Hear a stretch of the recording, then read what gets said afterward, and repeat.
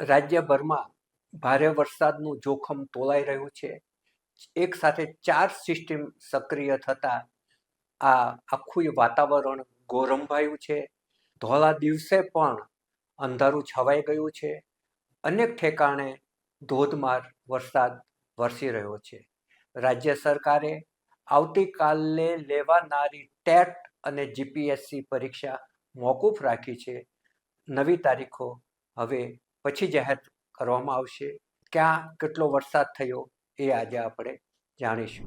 નમસ્કાર, તપોભૂમિ ગુજરાતના digital platform ટીજીએનમાં આપનું પુનઃ સ્વાગત છે. હું છું આપનો મિત્ર પ્રફુલ્લ ત્રિવેદી. અમારી આ ચેનલને આપ સબસ્ક્રાઇબ કરશો જ એવી આપને આગ્રહભરી વિનંતી છે. આજે આપણે વાત કરવી છે અતિવૃષ્ટિની. આ વખતે વરસાદની પેટર્ન છે એ ચેન્જ થઈ છે. જ્યાં વરસાદ પડે ત્યાં ઢગલો પડે છે, ના પડે ત્યાં બિલકુલ નથી પડતો. એક તો જે જૂનની 15મીએ ચોમાસું બેસી જાય એના કરતાં જુલાઈની અંદર વરસાદ ચાલુ થયો, એટલે મોડો ચાલુ થયો, અને જે ચાલુ થયો એ તોફાની વરસાદ ચાલુ થયો.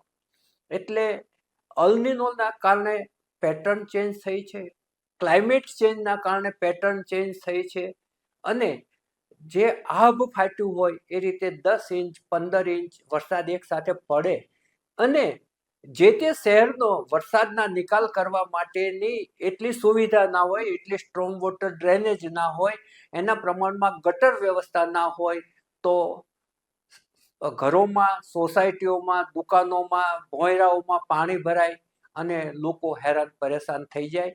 એ આ વખતની પેટર્ન રહી છે વરસાદની આ બદલાયેલી પેટર્ન ઉપર ચોક્કસ પ્રમાણે વૈજ્ઞાનિકોએ, જે લોકો સંશોધન કરી રહ્યા છે તેવા સંશોધકો, અને જે ખેતીવાડી ખાતા સાથે સંકળાયેલા નિષ્ણાતો છે, એમણે ચોક્કસપણે અભ્યાસ કરવો પડશે. અને આ અંગે ખેતીવાડી ખાતાને, ખેડૂતોને એ શીખવવું પણ પડશે કે કયા વિસ્તારની અંદર કયો પાક ક્યારે વાવવો. કારણ કે એક સાથે વરસાદ પડે ત્યારે ખેતરો ધોવાઈ જાય છે, ખેતરોમાં એક જાણે દરિયો લહેરાતો હોય એ રીતે પાણી ભરાઈ જાય છે. હવે એમાં કયો પાક વાવવો, ક્યારે વાવવો, આ બધી પેટર્ન છે. આપણી જે ચીલા ચાલુ અત્યારે જે પેટર્ન છે, ખેડૂતો જે પદ્ધતિ અપનાવી છે, એમાં પણ કદાચ ફેરફારો કરવા પડશે એવું જુદા જુદા અધિકારીઓ પણ કહી રહ્યા છે, ઉચ્ચ લેવલના અધિકારીઓ કહી રહ્યા છે. આજે આપણે વાત કરીએ તો 9 જેટલા જિલ્લાઓમાં રેડ એલર્ટ અપાયું છે.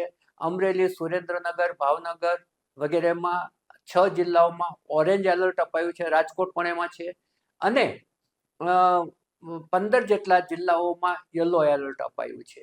જ્યાં અતિ વરસાદની જે આગાહી છે એમાં ભાવનગર, બોટાદ, અમદાવાદ, ખેડા, આણંદ, વડોદરા, છોટાઉદેપુર, ભરૂચ, નર્મદા, સુરત, તાપી, નવસારી, ડાંગ, વલસાડ, દમણ અને દાદરા નગર હવેલી વગેરે વિસ્તારોમાં અતિવૃષ્ટિની આગાહી છે.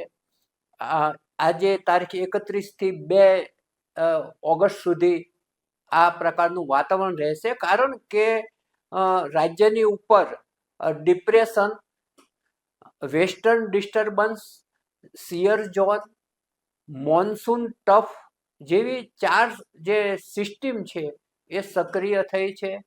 અને જે હવામાન ખાતાનો જે નકશો છે એની અંદર આ બાબતો છે એ ઇંગિત કરવામાં આવી છે, દર્શાવવામાં આવી છે. આજે સવારની વાત કરીએ, જો આપણે આજે સવારથી જે વરસાદ ચાલુ થયો છે એમાં 6 થી 2 સુધીમાં 125 તાલુકાઓમાં વરસાદ પડ્યો છે. જેમાં ઉમરપાડામાં 10 ઇંચ વરસાદ પડ્યો છે, જ્યારે 15 તાલુકાઓમાં 5 ઇંચથી વધુ પડ્યો છે. નડિયાદ અને વસોની અંદર 8 ઇંચ જેટલો વરસાદ પડ્યો છે. એટલે આજે જે વરસાદ પડ્યો છે એમાં નવસારીની અંદર 3 મજૂરોના કરુણ મૃત્યુ થયા છે વીજળીનો કરંટ લાગવાને કારણે. તેઓ ટેમ્પોમાં જઈ રહ્યા હતા ત્યારે ટેમ્પો વીજળીના થાંભલાને અડતા 3 મજૂરોના મૃત્યુ થયા છે. એટલે જ્યારે વરસાદ પહેલા જે પ્રી મોન્સૂન પ્લાન બનાવવામાં આવતો હોય છે ને એ માટે જે કામગીરી કરવામાં આવતી હોય છે તેમાં માત્ર ગટરો જ સાફ કરવાની હોતી નથી, વીજળીના થાંભલાઓમાં કરંટ આવે છે કે નહીં પણ ચેક કરવું પડતું હોય છે.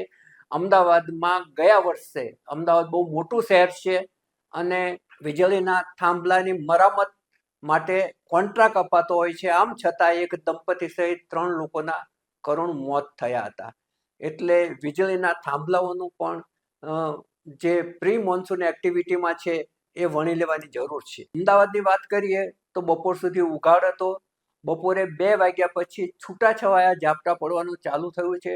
થોડી વાર ઉઘાડ નીકળે છે, થોડી વાર ઝાપટા પડે છે. મીઠાખલી જેવા અમુક વિસ્તારોમાં તો તડકો પણ દેખાયો છે. બપોરના સમયની વાત છે. હવે રાત્રે પરિસ્થિતિ શું રહે છે એ જોવાનું રહે છે.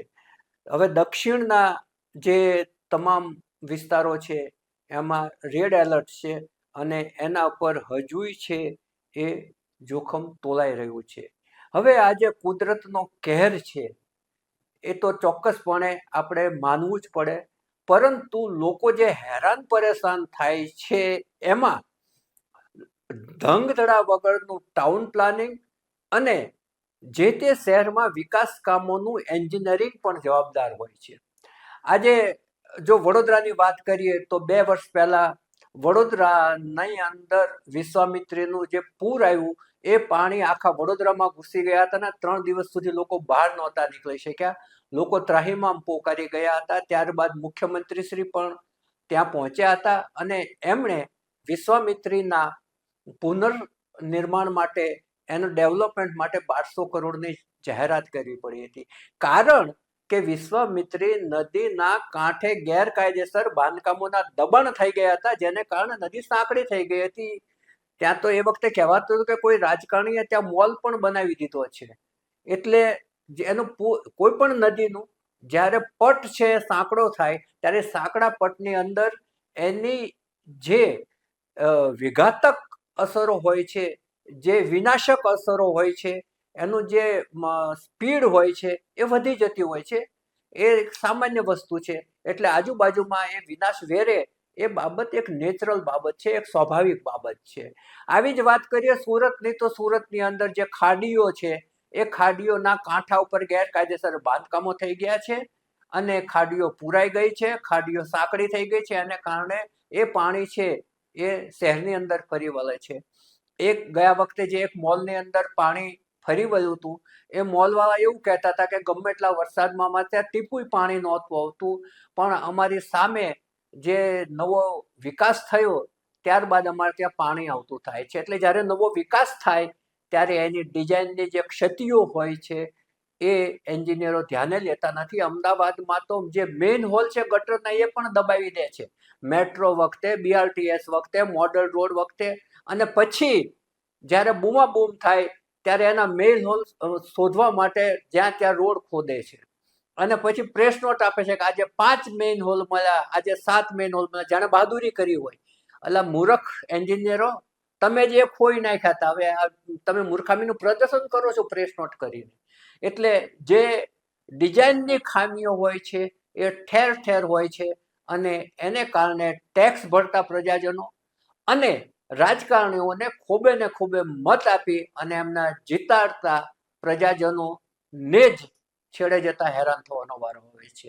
અત્યારે બસ આટલું જ. નવા વિષય સાથે આપણે ફરી મળીશું.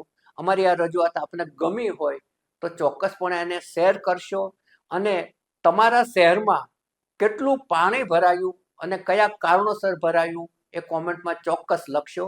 નમસ્કાર.